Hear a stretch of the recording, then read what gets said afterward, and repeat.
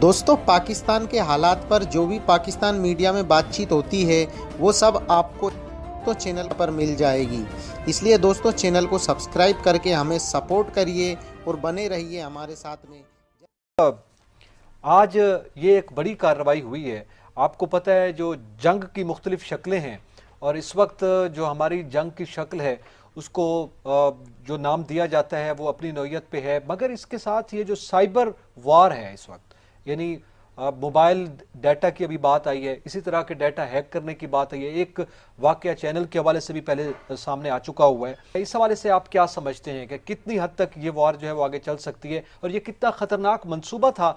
देखिए नकी साहब, मैं आपको अर्ज़ करूं कि अब जंग की शक्लें मुख्तलिफ हो गई हैं। आज से 10 साल, 20 साल, 50 साल पहले जो जंग का तरीक़ाकार था या जंग में जो कुछ इस्तेमाल होता था, अब वो यकसर बदल गया है। अब जंग बिल्कुल उसके अंदाज, उसके बिल्कुल तरीक़ाकार और आलात बदल गए हैं। अब मुख्तलिफ आलात आ गए हैं जिनके ज़रिए जंग की जाती है। और मैं समझता हूँ कि इंडिया हमारा दुश्मन मुल्क है और उसकी इंटेलिजेंस एजेंसी रा, खसूसी तौर पर रा जो है वो हर वक्त पाकिस्तान दुश्मनी में लगी रहती है। और इंडियंस जो हैं, आपको पता है दुनिया भर में जितनी भी ये बड़ी आईटी की कंपनी हैं, यहाँ इंडियंस बहुत बड़ी तादाद में बैठे हुए हैं, तो वो सारे के सारे पाकिस्तान दुश्मनी में कहीं ना कहीं मुतरक रहते हैं। तो मैं ये समझता हूँ कि हमारी जो खुफिया एजेंसी हैं, ख़ास तौर पर हमारी जो ISI है, उसको हम अपनी दिफा की फ्रंट लाइन जो करार देते हैं। पाकिस्तान की डिफेंस की जो फ्रंट लाइन है वो ISI है। मैं समझता हूँ कि हमारी खुफिया एजेंसी जो है वो हर वक्त तैयार रहती हैं भारतीय साजिशों का मुकाबला करने के लिए, भारतीय अज़ाइम को नाकाम बनाने के लिए। मैं समझता हूँ ये एक बहुत बड़ी साजिश थी। ऐसी बात नहीं है कि आप इस किस्म के हमारे लोगों के कोई टेलीफोन हैक कर लोगे या उनका ज़ाती जो डाटा है वो चोरी कर लोगे। मैं समझता हूँ ये बहुत मौसर जवाब दिया गया है साजिश को नाकाम बनाकर। अच्छा, इसी हवाले से ये जो डाटा हैक करना है, डाटा चोरी करना है, ज़ाती तौर पर वैसे तो आपके इल्म में है, आपने एक बड़ा वक्त मुख्तलिफ हुकूमतों को भी देखा है और आप सहाफ़त की दुनिया से भी वाबस्ता हैं, आपने एजेंसीज़ की कार्रवाइयाँ भी देखी हैं।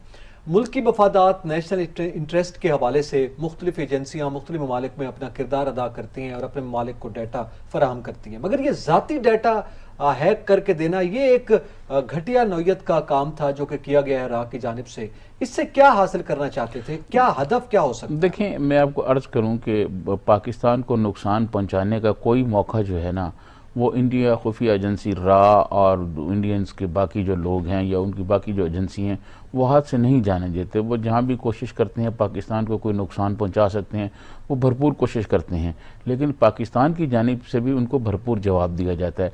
देखें, मैं आपको अर्ज़ करूँ कि हम पाकिस्तान को बने हुए 72-73 साल हो गए हैं। हमने 72-73 साल में सिर्फ इंडिया को ही देखा है और इंडिया की जो दाव पेच है उनका ही जवाब दिया है।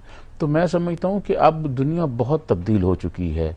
अब जो है हम बहुत कुछ सीख चुके हैं और इंडिया को हर मास पर जवाब देने के लिए हम तैयार हैं। अच्छा, इस तरह की जो कोशिश की जाती है कि वो बिलखसूस हमारे अस्करी हुकाम की और अहम शख्सियात का डाटा हैक करने के बाद यकीनी तौर पर उनका कोई हदफ होगा, वो कुछ मालूमात जो है ज़ाहिर है चोरी करके कोई ना कोई नुकसान पहुंचाना चाहते होंगे। मगर इस वक्त जब हम साइबर क्राइम की बात करते हैं जिसके तहत ये कार्रवाई की जाती है उसको क्राइम कहा जाता है, इसी तरह जो ये कार्रवाई की जाती है ये भी आज बेनकाब हुई है, इसके क्या असरात मुरतब हो सकते हैं आलमी सतह? देखें, मैं आपको अर्ज़ करूँ कि हम हर सतह पर, हर जगह पर इंडिया का हर वार नाकाम बनाने के बाद हम आलमी दुनिया को ये बताते हैं कि देखें इंडिया क्या कर रहा है, इंडिया क्या नुकसान पहुंचा रहा है। और ये मैं आपको अर्ज़ करूं कि हमारी तो, क्योंकि इंडिया हमारा दुश्मन है, वो करता रहता है, ये दुनिया भर के ममालिक के दरमियान इसी किस्म की महाजाराई जारी रहती है। आपको याद होगा सदर ट्रंप ने चाइना की कई कंपनियों को जो है उस पर बैन किया हुआ है और उनके दरमियान एक महाजाराई चल रही है। इसी तरह सदर ट्रंप के जो इलेक्शन के दौरान जो है वो रशियन मुख्तलिफ कंपनियों पर इल्ज़ामात लग गए थे कि उन्होंने ये किया। ये तो चलता रहता है ये, लेकिन इसके लिए जवाब के लिए तैयार रहना ये एक बहुत बड़ा, मैं समझता हूँ, कारनामा होता है ताकि हमारे मुल्क को नुकसान ना हो।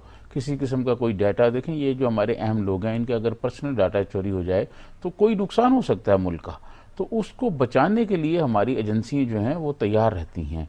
लेकिन इंडिया क्योंकि हमारा दुश्मन मुल्क है और वो भी कोशिश में लगा रहता है, कहीं ना कहीं इंडियंस जो IT में हैं उनके बहुत दुनिया भर में लोग बैठे हुए हैं, उनकी एक लॉबी है वहाँ पर, तो वो मैं समझता हूँ, लेकिन ये सारे अज़ाइम हम उनके नाकाम बनाते रहें और इंशाल्लाह आइंदा भी बनाएंगे, इसमें कोई परेशान होने वाली बात नहीं है। आपने एक बड़ी अच्छी मिसाल दी, रशियन कंपनीज और अमेरिका के दरमियान मामला डाटा के हवाले से था। चाइना और अमेरिका के दरमियान भी डाटा और मालूमात की शेयरिंग के मामला चलते रहे। उस पर पाबंदियां लगाई गई अमेरिका में कुछ इस नौयत के इल्ज़ामात लगाकर, और आलमी सतह पर जो है वो इक़दामात किए जाते हैं और वो आलमी सतह पर उसको जस्टिफाई समझा जाता है। अच्छा, अक़वाम मुत्तहिदा मौजूद है, उसके भी ज़ाहिर है कुछ SOPs मौजूद हैं, साइबर क्राइम के हवाले से लाज आलमी सतह पर भी बन गए हैं। इसके बाद क्या ये मुमकिन है कि पाकिस्तान आलमी सतह पर यह आवाज़ बुलंद करे कि इस नौयत के जो डाटा चोरी करने की बात की जाती है तो साइबर क्राइम्स के जो लॉज हैं उनका नफाज किया जाए इंडिया पर, उस पर कुछ किसी नौयत की पाबंदी जो आयद की, कम से कम मुतालबे की हद तक हम कर सकते हैं ये बात? देखिए, मैं आपको अर्ज़ करूँ कि जब ये ख़बर आई तो इसके बाद मैंने मुख्तलिफ साइबर क्राइम के लॉ के जो माहिर लोग हैं मैंने उनसे बात की, तो उन्होंने मुझे ये बताया कि देखें इस किस्म की चीज़ें जो हैं ये चलती रहती हैं, मुख्तलिफ मुल्कों के दरमियान चलती रहती हैं और दुनिया भर में लोगों को ये बताया भी जाता है कि जनाब ये हमारे साथ हो रहा है। तो मैं समझता हूँ इसमें पाकिस्तान जो है ये अभी तो तहकीकात होगी, इस तहकीकात में फिर और बहुत सारी चीज़ें सामने आएंगी। तो जैसे जैसे चीज़ें सामने आती जाएंगी मेरे ख्याल में हमारी पाक अफवाज की जानिब से जैसे आज बताया गया है वो बताएंगे, उनका तर्जमान बताएगा कि वो क्या करना चाहते थे और वो जो डाटा चोरी करना चाहते थे ज़ाती किस्म का, वो उसके किन मकासद के लिए था उनके। ये इंशाल्लाह अगले 2-4 रोज़ में आप देखिएगा, जब अगले हफ्ते हम प्रोग्राम कर रहे होंगे तो बहुत सारी तफसीलात हमारे सामने आ चुकी होगी। अच्छा, साइबर वर्ल्ड एक और वर्चुअल दुनिया है और इसमें मुख्तलिफ नौयत के इकदाम चाइना ने किए हुए हैं अपने मुल्क में। एक तो डाटा हैक ना हो ना आलमी सतह पर, ना लोकल सतह पे उनके जो डोमेस्टिक अफेयर्स चल रहे होते हैं उनकी भी हसास मालूमात है वो शेयर ना हो। इसी तरह अमेरिका में भी कुछ कवानीन नाफिज हैं, आलमी सतह पे भी हैं। तो हमारे पाकिस्तान में जो साइबर क्राइम के हवाले से डोमेस्टिक सतह पे जो कवानीन हैं उनमें मजीद सख्ती आ सकती है? देखें, मैं समझता हूँ कि उनमें ये बिल्कुल सख्ती आ सकती है। हमारे यहाँ ज़रा चाइना का आपने हवाला दिया, चाइना और पाकिस्तान में चीज़ें ज़रा मुख्तलिफ हैं। चाइना में एक तो वन पार्टी सिस्टम है और वहाँ पर कम्युनिस्ट पार्टी हैं, मतलब गो कि वो पूरी तरह उस तरह नहीं है जैसे कम्युनिज़्म कहा गया है, लेकिन फिर भी वो एक मतलब जो है उसी लाइन की वहाँ हुकूमत है। और मैं समझता हूँ कि उनके यहाँ आज़ादियाँ उस तरह नहीं हैं जिस तरह हमारे यहाँ हैं, उनकी अपनी तरजीहात हैं। हम अभी चाइना के स्टेज पर भी नहीं पहुँचे, चाइना तो काफ़ी तरक्की करके काफ़ी आगे जा चुका। तो दोस्तों देखा आपने कि पाकिस्तानी मीडिया में डिस्कस हो रहा है कि भाई भारत ने हैक तो कर लिया, लेकिन यहाँ पे बैठा एक्सपर्ट बता रहा है कि भाई हमारी खुफिया एजेंसी ISI सब कुछ करने के लिए तैयार रहती है, भारत का जवाब देने के लिए तैयार रहती है वगैरह वगैरह। अब पूछे, एंकर ने पूछा नहीं लेकिन ये पूछना चाहिए था ये सवाल कि भाई अगर ISI सब कुछ करने के लिए तैयार रहती है, जवाब देने के लिए तैयार रहती है, तो फिर ये हो कैसे जाता है?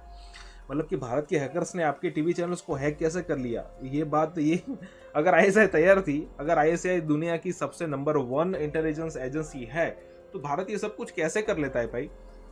लेकिन इस बात का जवाब नहीं है एक्सपर्ट के पास से मिलेगा और ना ही इस टाइप के सवाल ये एंकर पूछेंगे। तो दोस्तों सिचुएशन ऐसी है पाकिस्तान की कि हर तरफ से बज रही है। मतलब एक तरफ भारत LOC पे बजा रहा है और इस तरफ भारत के हैकर्स भी मजा ले रहे हैं। तो दोस्तों देखते हैं आने वाले दिनों में क्या होता है, और तब तक के लिए भारत माता की जय।